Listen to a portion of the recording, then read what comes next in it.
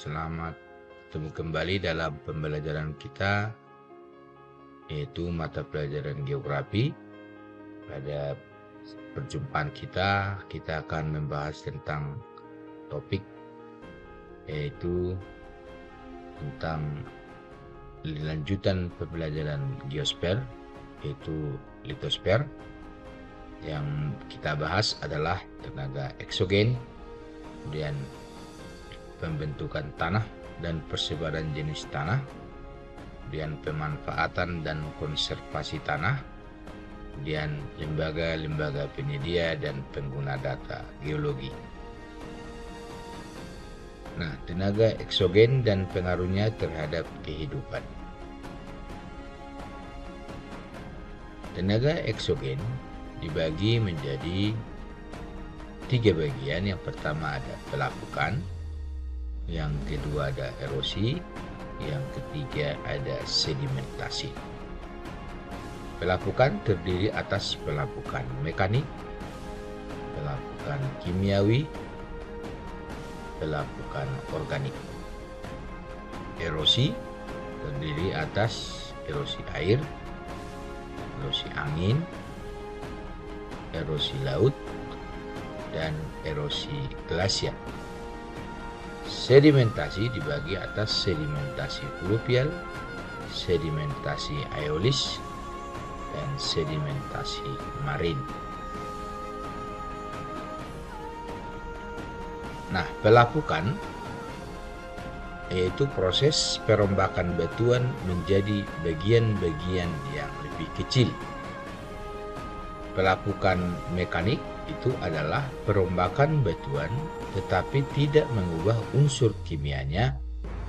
Faktor penyebabnya itu perubahan suhu, pembekuan air, dan pergerakan air.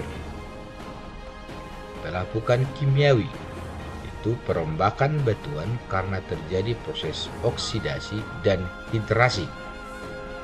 Sedangkan pelapukan organik adalah perombakan batuan dengan bantuan organisme dan tumbuhan. Erosi batuan itu adalah proses pemindahan batuan dari suatu wilayah ke wilayah lain. Erosi air, semakin cepat gerakan air, proses erosi juga semakin cepat. Erosi angin biasanya terdapat di wilayah gurun dan beriklim kering. Erosi laut, gelombang laut, mengikis batuan yang dikenal dengan abrasi. Erosi glasial, terdapat alur-alur pada batuan es sejajar karena dilalui oleh gletser. Sedimentasi, proses pengendapan partikel-partikel batuan. Sedimentasi fluvial, pengendapan material-material yang terangkut air di sepanjang aliran sungai. Sedimentasi aeolis, pengendapan material-material yang dibawa oleh angin, biasanya terjadi di gurun. Sedimentasi marin, pengendapan hasil material abrasi di sepanjang pantai.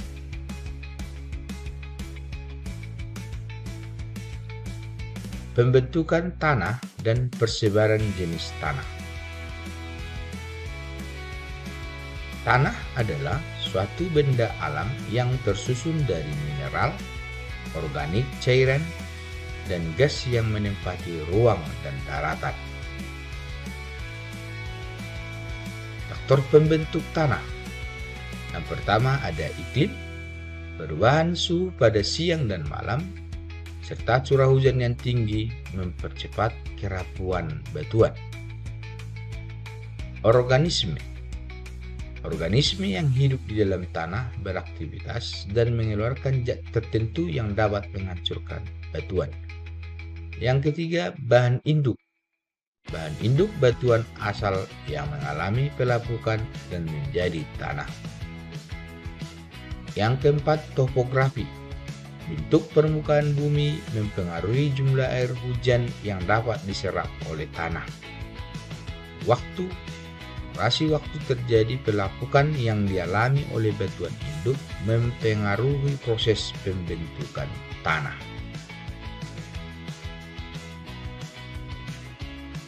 Karakteristik tanah. Yang pertama ada keasaman tanah. Tanah yang memiliki pH kurang dari 7,0 bersifat asam dan pH lebih dari 7,0 bersifat basah. 2. Warna tanah.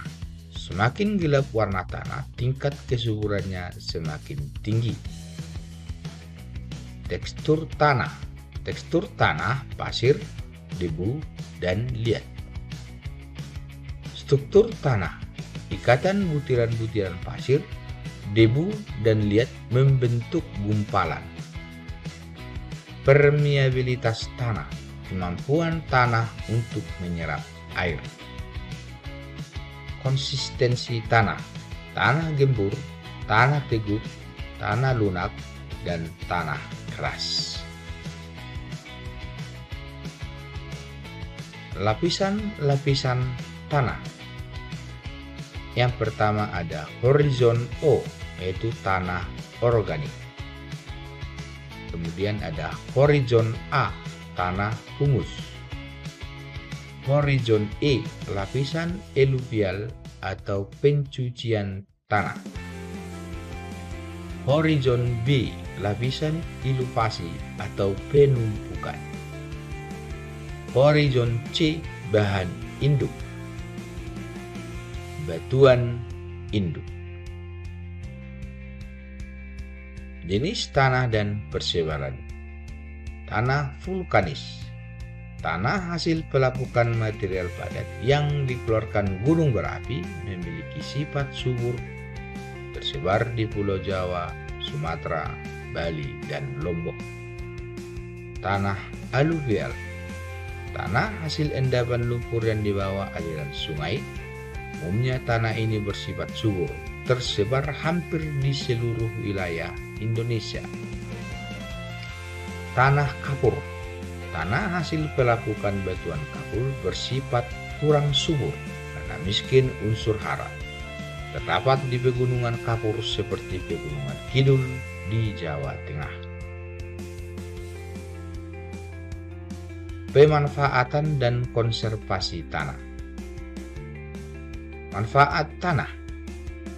1. Media untuk menanam tumbuhan.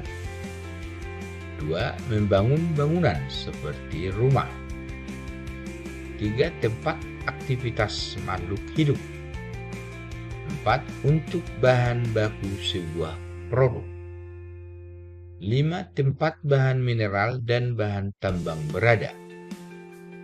6. Menyerap air hujan. 7. Menyimpan cadangan air bersih. Kerusakan tanah diakibatkan oleh degradasi tanah, yaitu berkurangnya kapasitas tanah untuk menyediakan barang, jasa, ekosistem, serta menjamin fungsinya secara signifikan. Faktor degradasi tanah diakibatkan oleh penggunaan pupuk kimia dan pestisida secara berlebihan, penebangan hutan secara berlebihan, penambangan bahan mineral yang berlebihan. Konservasi tanah. Konservasi tanah adalah upaya melindungi dan memelihara tanah yang dimanfaatkan secara teratur dengan tujuan mengurangi dan memberikan solusi masalah kerusakan tanah. Konservasi tanah dilakukan melalui metode vegetatif dan metode kimia dan metode mekanik. Metode vegetatif dilakukan dengan reboisasi, contour strip cropping, crop rotation. Metode mekanik, contour plowing, gulu dan terracing. dan drainase dan irigasi. Metode vegetatif, jenis konservasi tanah. Menanam vegetasi pada lahan yang dilestarikan. Pertama, dengan reboisasi atau menanam kembali hutan yang gundul. Kontur strip cropping atau bercocok tanam dengan beberapa jenis tanaman semusim dalam setiap strip yang berselang-seling menurut garis kontur. Crop rotation atau upaya menanam jenis tanaman secara bergantian dalam satu lahan. Jenis konservasi yang kedua, metode kimiawi. Metode kimiawi adalah upaya konservasi tanah yang memanfaatkan bahan kimia sebagai pencegahan dan penanggulangan erosi tanah serta menstabilkan tanah. Pemberian bahan kimia ini bertujuan untuk struktur solid tanah agar tanah akan mengalami resistensi terhadap erosi.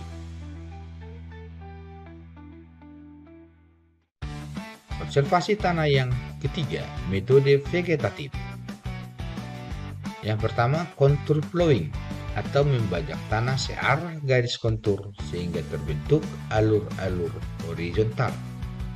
Guludan atau pematang adalah tumpukan tanah yang dibuat memanjang searah garis kontur atau memotong lereng untuk menahan erosi.